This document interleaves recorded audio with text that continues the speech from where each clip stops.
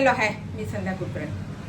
आज तुम्हाला अगदी साधी सोपी काही साहित्य नाही लागणार, अगदी थोडंसं साहित्यात लागणारी मी भाजी दाखवतीये. अगदी थोडं साहित्य, पण खरं सांगू का, ही भाजी माझ्या मुलाला खूप आवडते.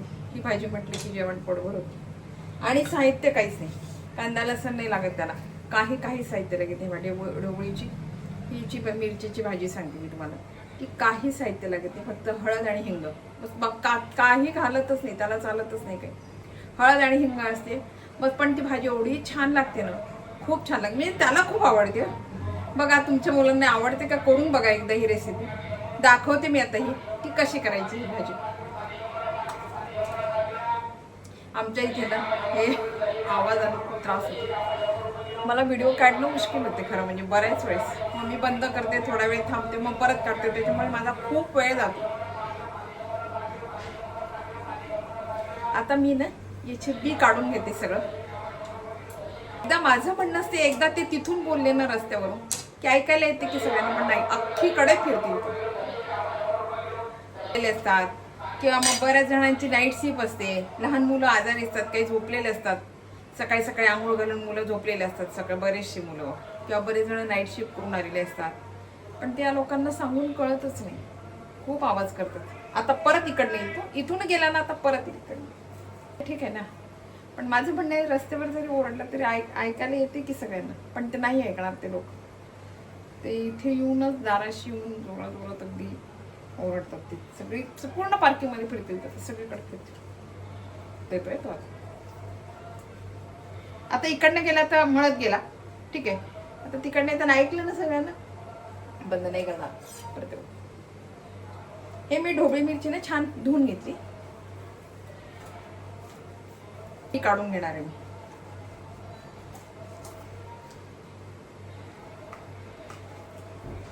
भाज्यांना कांदा लसूण घातला की चांगलं होतच नाही. काही भाज्यांना बिना कांदा लसणाच्या साध्या साध्या केल्या तरी खूप छान होतं. मी आता ना हे मिरचीचं सगळं बी काढून घेतलंय, पूर्ण सगळं बी काढून घेतलं. ही ढोबळी मिरची, याला लागणारं साहित्य तुम्हाला सांगतो. आणि डाळीचं पीठ,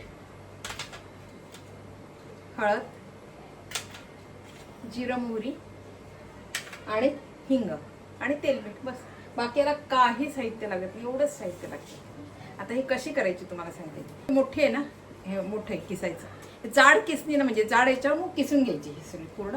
मी आता चिरली ना ते एवढे बारीक एकसारखे हिचे तुकडे होत नाही, म्हणून मग चिरल्या जात नाही ती, म्हणून मग किसून घ्यायची छान. मी आता बी काढून घेतलं आणि ही छान किसून घेते.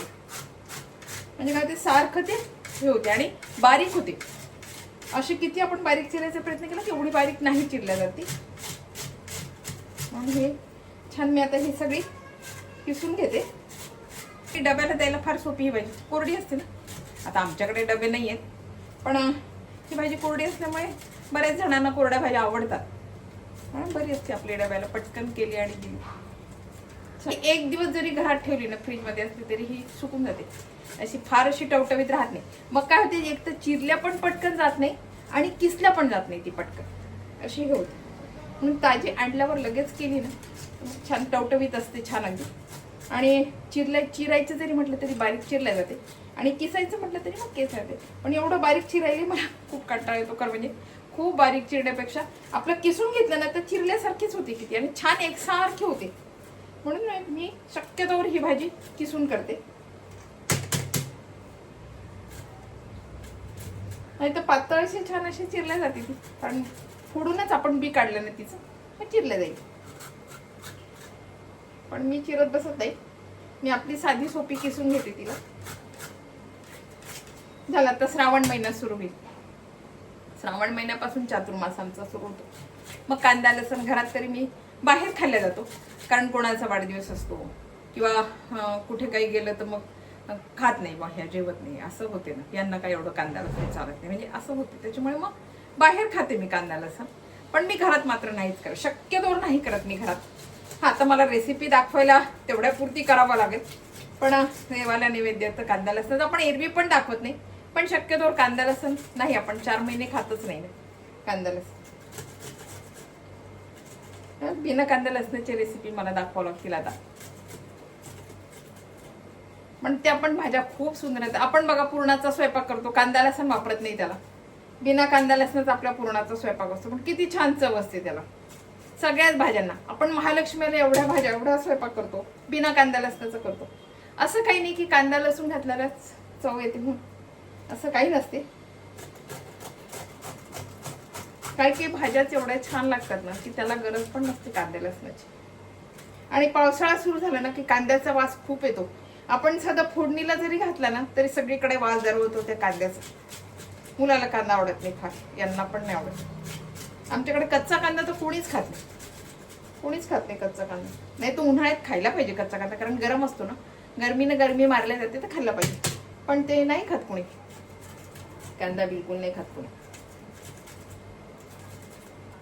बीट गाजर हे खातील चालत, पण कांदा नाही खाणार शक्यतो. नुसता कांदा कच्चा नाही खात नाही, कारण मग तोंडाचा वास येतो, नाहीच खात. कांदा नाही खाल्ला. छान बारीक किसले गेले, म्हणजे एवढं बारीक आपण नाही चिरू शकत ना. हे छान किसलं ना की छान असं बारीक होते, छान किसलं जाते. आणि मग याची भाजी करायला सोपी जाते खरं म्हणजे. आता बघा कढईत तेल टाकलं आणि हे बघून छान फुटू द्यायची.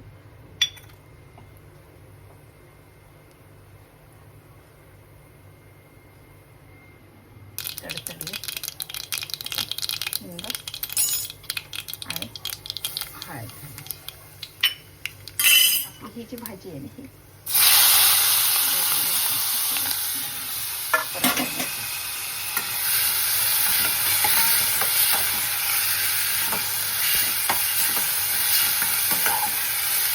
तिला ना आता छान झाकण ठेवून एक छान वाफ येऊ द्यायची.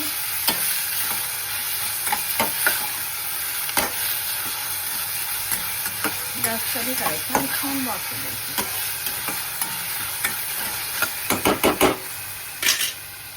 आता बघा मी गॅस कमी केला आणि आता हिला छान मी वाफ येऊ देणार आहे.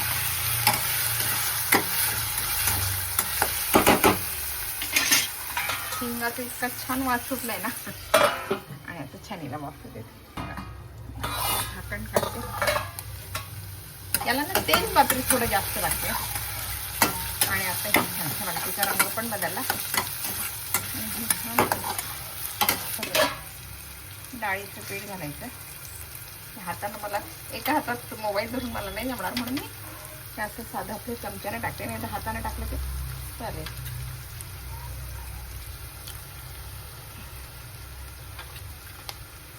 हाताने छान असं पेरलं जाते. माझा मोबाईल हातात आहे आणि अजून बसते याच्यात.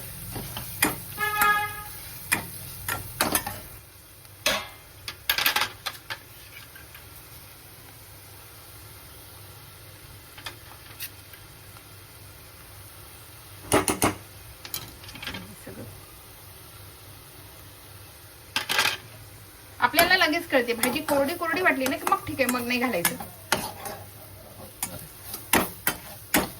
अजूनही मी याच्यात भात थोडं घालते, बसते अजून याच्यामध्ये डाळीचं पीठ.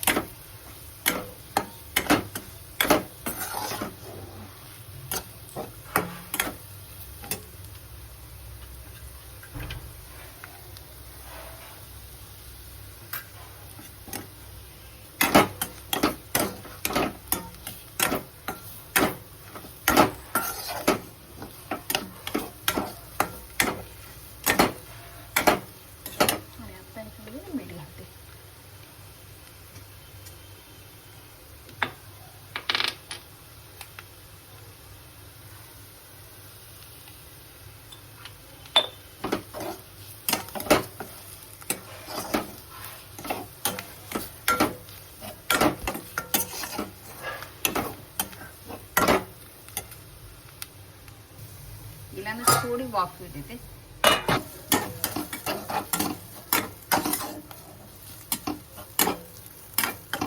डाळीचं पीठ जे आहे ना ते पूर्ण वाफून कच्चं नाही राहिलंय, छान होऊन गेलं. आणि मिरची पण छान आपली, कारण किसलेली होती ती, फार अशी मी जाड अशी चिरलेली नव्हती, त्याच्यामुळे ती पण पटकन शिजून गेली. आपली भाजी तयार आहे. वरून कोथिंबीर टाकायची, भाजी तयार. हे बघा, अगदी कमी साहित्य, काही साहित्य लागत नाही याला. हळद आणि हिंग, मीठ, तेल, जिरं, मोहरी, काही लागत नाही. अगदी कमी साहित्यात पटकन होणारी आणि खरं म्हणजे जी मुलं तिखट खात नाही त्या मुलांसाठी खास रेसिपी. कोरडी भाजी डब्याला दिली तरी चालेल, किंवा एखादा छान पोळी हे करायची, पोळी टाकायची, त्याच्यावर थोडंसं सॉस टाकायचं, ही भाजी टाकायची, रोल करायचं आणि पोरांना द्यायची. आवडीनं मुलं खातील. आता माझा मुलगा तरी ही भाजी खूप आवडते त्याला. आज त्याचं पोटभर जेवण आहे. ही भाजी त्याला खूप आवडते. साधं आपले तिखट मीठ हिंग घालायचं, काही हिंगाचं इतका छान वाट सुटलाय.